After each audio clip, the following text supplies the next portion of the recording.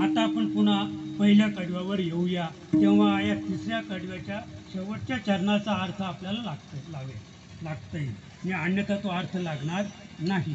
पहा आता काय सांगतात निळोबाराया, जेथे जेने केला वास, नाही का, तोची वाटे त्यास निजग्राम. आता आता फार सुंदर आहे बरं का. आता तो अवघेची पाहुणी फिरवणी आला, इथे आपल्याला यायचं आहे. हा, अवघेची पाहुणी फिरवणी आला, कुठे आला तो? इथे आला. अवघेची पाहुणी फिरवणी आला म्हणजे दुरोने आलो मी गा, एवढेच सांगेल. दुरोने आलो मी गा, दुःख झाले यावया येथवरी, होते ह्याची कारण दुर्लभ भेटी तुम्हा, पायी झाले दर्शन विनवितो दोन्ही कर जोडी. तुकोबराया सांगतात की दुरोने आलो मी गा, अवघेची पाहुणी फिरवणी आला. म्हणजे सगळं जगच पाहून आला तो. कोणतं जग? नाही का, 184 योनीचं जग पाहून आला. एक एक योनी, कोटी कोटी फेरा आणि मग लागे वारा मानवाचा. आता तो इथे आलेले कुठे? जेथे जेने केला वास. म्हणजे आता हा कोण आहे? मग हा प्राणी कोण आहे? तर हा प्राणी आहे, आत्मा नावाचा हा प्राणी आहे. आणि हा आत्मा नावाचा प्राणी फिरत फिरत फिरत 184 योनी भोगत भोगत भोगत इथपर्यंत आला. जेथे जेने केला वास. वास्तविक हे त्याचं आहे का? हे जे पंचतत्वाचं हे शरीर आहे. देह हे काळाचे, धन कुबेराचे, येथे मनुष्याचे काय? येथे म्हणजे ज्याला मी माझं म्हणतो त्याचं जर काही नाही तर आत्म्याचं काय? आता आम्ही अज्ञानाने म्हणतोय हा हात कोणाचा आहे?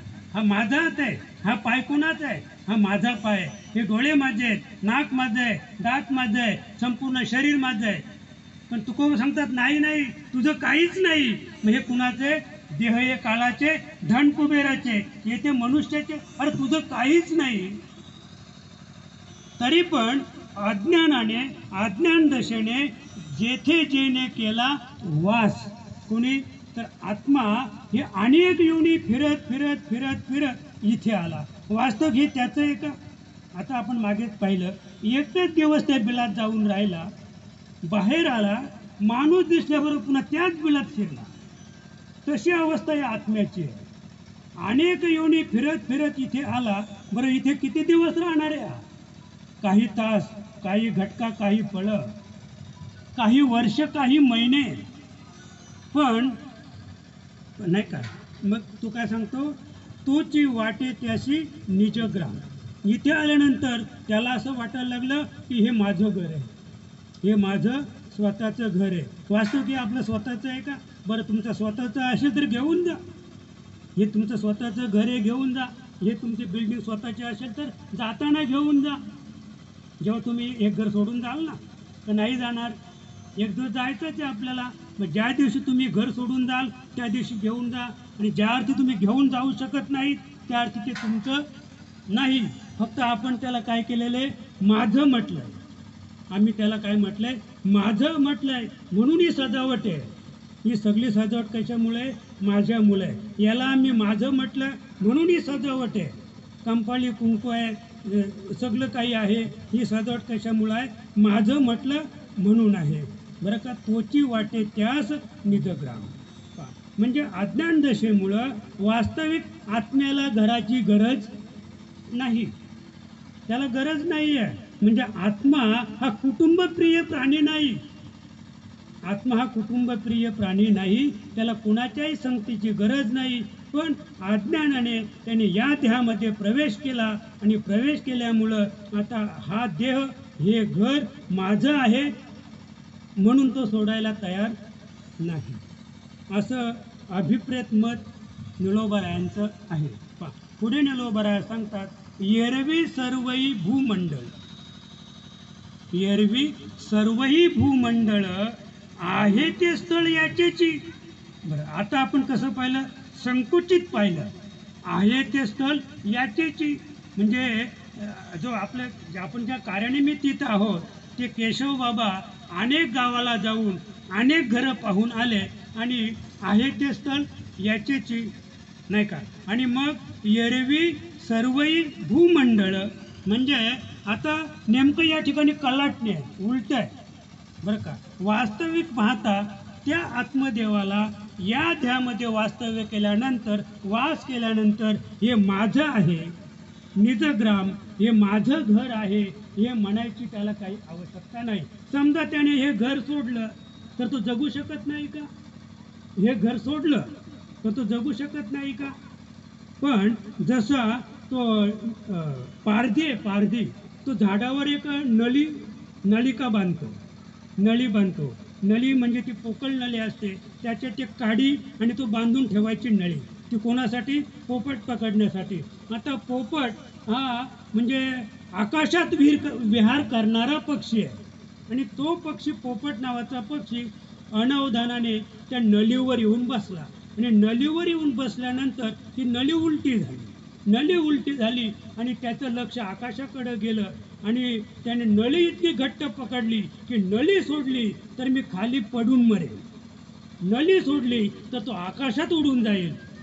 पण ते अज्ञान दशा असल्यामुळे त्याला भीती निर्माण झाली, त्याला देहाचा अहंकार, देहाची ममता निर्माण झाली आणि त्याने ती नळी घट्ट पकडली. पारधी आला, पारध्याने त्याला पकडला तरी सोडली नाही नळी, तरी त्या पोपटाने नळी सोडली नाही. त्याला माहीत होतं की नळी सोडली तर मी पडून मरेनच.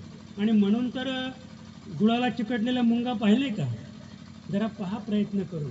गुळाला मुंगा चिकटला तर त्याला पाठीमागून पकडून त्याला गुळापासून सोडवण्याचा प्रयत्न करा, तर तो मुंडकट तुटतंय, त्याचं मुंडकट तुटतंय, पण ते गुळ सोडित नाही. तिला म्हणतात माया, तिला म्हणतात मोह, तिला म्हणतात लोभ बरं का. आणि या लोभापायी, मोहापायी आणि मायेपायी माणसं अतिशय गुरफटलेली आहेत. आणि म्हणून या ठिकाणी एरवी सर्वही भूमंडळ, आता हे जे भूमंडळ आहे हे संपूर्ण जो पृथ्वीचा भाग आहे एवढंच नाही तर आकाशसुद्धा, आकाशच नाही तर अवकाशसुद्धा. कारण अवकाशामध्ये आकाश आहे आणि आकाशात भूमी आहे, अवकाशात आकाश आहे, आकाशात भूमी आहे. आणि निळोबाराया सांगतात की हे सगळं हे आत्म्याचं आहे. एरवी सर्वही भूमंडळ हे कुणाचे आहे? ते स्थळ याचेची. अरे तुझंच आहे ना सगळं, हे जे सगळं आहे ना हे सगळं आत्म्याचंच आहे. तरी आता आत्मा कुठे पाहतो? इथेच वास करू पाहतो, या देहाला तो सोडू पाहत नाही. आणि म्हणून निळोबाराया सांगतात की अवघेची पाहोनी फिरोनी आला. बरं, त्याला अनुभव नाही का? अनेक योनी तो आत्मा अनेक योनींतून उत्क्रांती करत करत करत अगदी अमिबा नावाच्या प्राण्यापासून, कारण याची जी म्हणजे मूळ स्वरूप जे आहे ते अमिबा नावाचं प्राणी आहे, तिथे त्याने आधी शिरकाव केलेला आहे. तिथून हळूहळू ते उत्क्रांती होत होत होत होत अगदी माकड, वानर आणि शेवटी मनुष्य प्राणी म्हणजे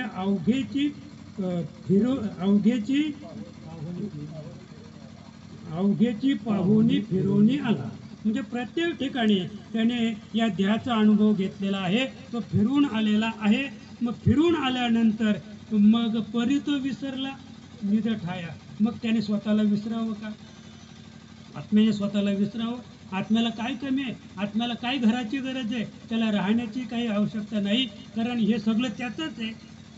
अवकाश नावाचं त्याचं घर आहे, आकाश नावाचं त्याचं घर आहे, पृथ्वी त्याची आहे. आणि हे सगळं त्याचं असताना सुद्धा त्याच्या ठिकाणी संकुचित बुद्धी निर्माण झाली आणि त्याने यामध्ये वास केला आणि या घराला तो सोडायला आता तयार नाही. का तयार नाही? तर परी तो विसरला निज ठाया. माझं मूळ स्वरूप काय आहे हे तो आत्मराज विसरला आणि म्हणून त्याच्यावर ही पाळी आली. बरं का, एकदा भजन करूया.